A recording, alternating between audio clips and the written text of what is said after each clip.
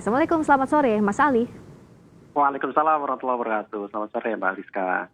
Mas Ali, tentu pertanyaan pertama publik pasti, tersangkanya kan 2015, udah hampir 6 tahun nih jadi tersangka. Lalu kenapa baru sekarang ditahannya Ergelino ini, Mas Ali?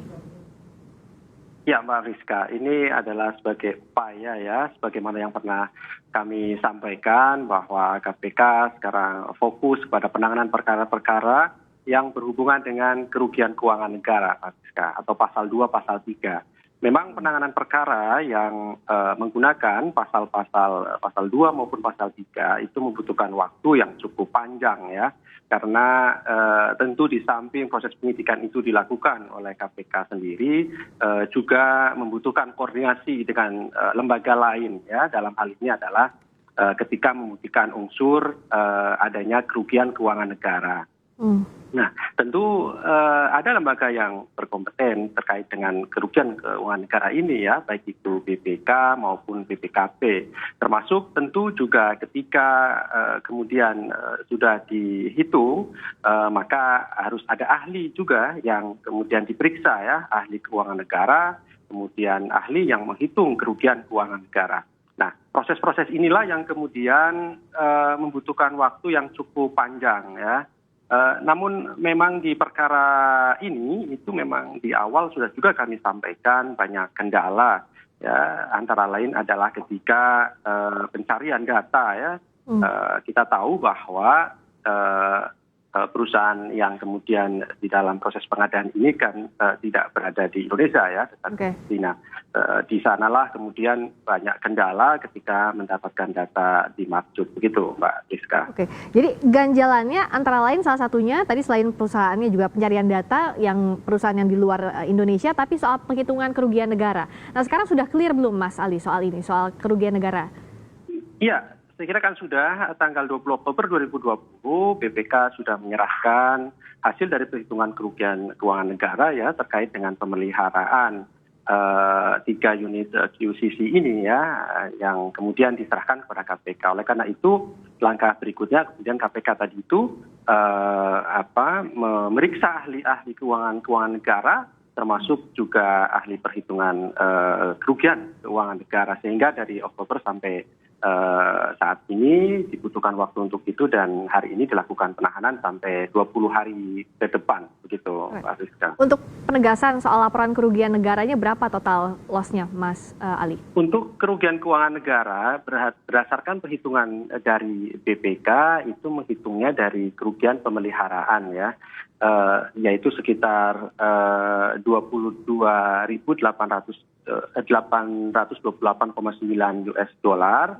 Tetapi KPK juga memiliki data ya Pak Rizka terkait ini, yaitu adanya perbedaan antara harga pokok produksi ya atau HPP ini berdasarkan ahli dari ITB, yaitu kurang lebih selisih ada 9,6 juta dolar ya, kalau dirupiahkan memang sekitar 50-an miliar rupiah gitu. Dan ini juga bersesuaian juga dengan hasil investigatif dari BPKP saat itu tahun 2011 juga sekitar itu 50,3 miliar.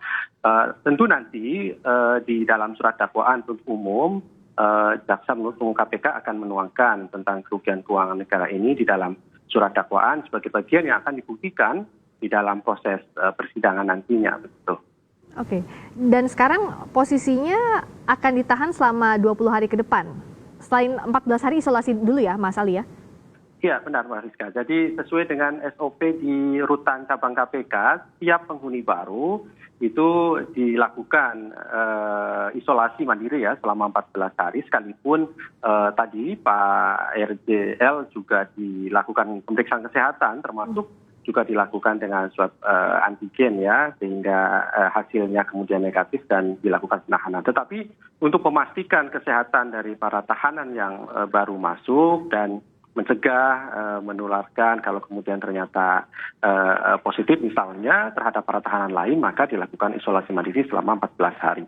Namun tidak menutup kemungkinan kalau kemudian tim penyidik KPK membutuhkan tahanan yang baru ini untuk dilakukan pemeriksaan, maka bisa dilakukan dengan tes swab, baik itu antigen maupun PCR. Kalau kemudian hasilnya negatif, tahanan bisa kemudian dibawa ke ruang riksa untuk dilakukan pemeriksaan. Gitu. Oke, yang berbeda dari proses ini nanti pemeriksaan saat masa penahanan RJ Lino ini apa? Kan kalau tadi dikatakan Mas Ali, 5 tahun ini ganjalannya perhitungan kerugian negara salah satunya. Jadi kalau sekarang sudah clear untuk mendalami konstruksi kasus ini lebih jelas lagi, Mas Ali.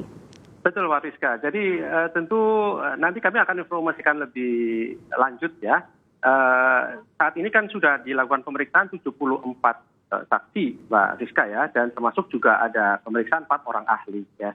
Saya kira untuk materi ya itu sudah cukup, termasuk perhitungan kerugian keuangan negara. Tetapi pemeriksaan sebagai tersangka dilakukan berita acara pemeriksaan kan perlu ya untuk kelengkapan berkas perkara. Nah, apakah kemudian juga nanti bisa secepatnya kami limpahkan ke pengadilan tindak pidana korupsi. Kita lihat ke depan ya kebutuhan dari tim penyidik KPK untuk kembali melengkapi berkas perkara karena tentu penahanan ini selain 20 hari menurut hukum acara juga bisa diperpanjang kembali nantinya selama 40 hari ke depan berikutnya gitu, Mbak.